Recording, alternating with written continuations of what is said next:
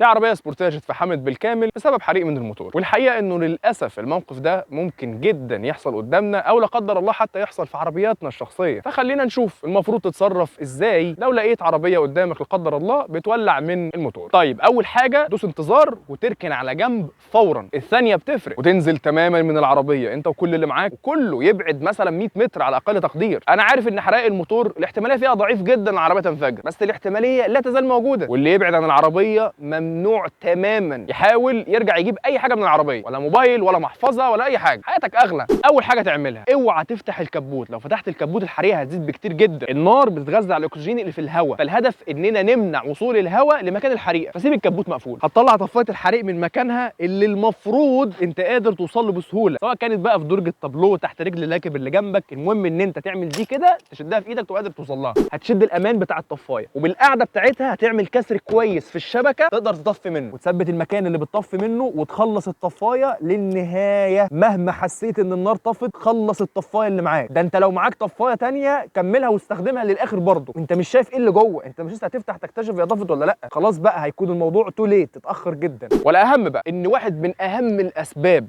اللي بتتسبب في حدوث حرايق من كبوت العربيه هو يا اما صنايعي مهمل او جاهل ما عملش شغله بشكل المناسب والصح، او منتجات مثلا زي LED والزينون والحاجات دي كلها رديئه الجوده، او حتى مجهوله المصدر. دي من اهم الاسباب اللي بتتسبب في حرايق. او حتى تسريبات الزيت، تسريبات الزيت خطر جدا على فكره، سواء كانت بقى بسبب عطل في الموتور، صنايعي مهمل مثلا اتدلق منه زيت وكسل يمسحه وهو بيغير زيت مثلا، او ما خدش باله، او حتى عيوب التصنيع زي عربات كتير لحسن تفتكروني ببرر ولا حاجه. انا بقول لكم كل الاسباب اللي ممكن عموما تؤدي الحرائق من الكبوت. وعلشان كده ضروري جدا تتابع كل السوشيال ميديا علشان تعرف لو في استدعاء لعربيتك على وجه التحديد بسبب مثلا عيب تصنيع قد يؤدي للحريق. وبتعرف حاجه زي كده عن طريق الموقع الرسمي للشركه الام، او عن طريق جهاز حمايه المستهلك. واهم نصيحه من بين كل النصايح اللي فاتت هو انك لو على فيسبوك تعمل لنا فولو، او لو على يوتيوب تشترك على القناه. انا طارق عبد الله ودي المواتير بالعربي. سلام عليكم.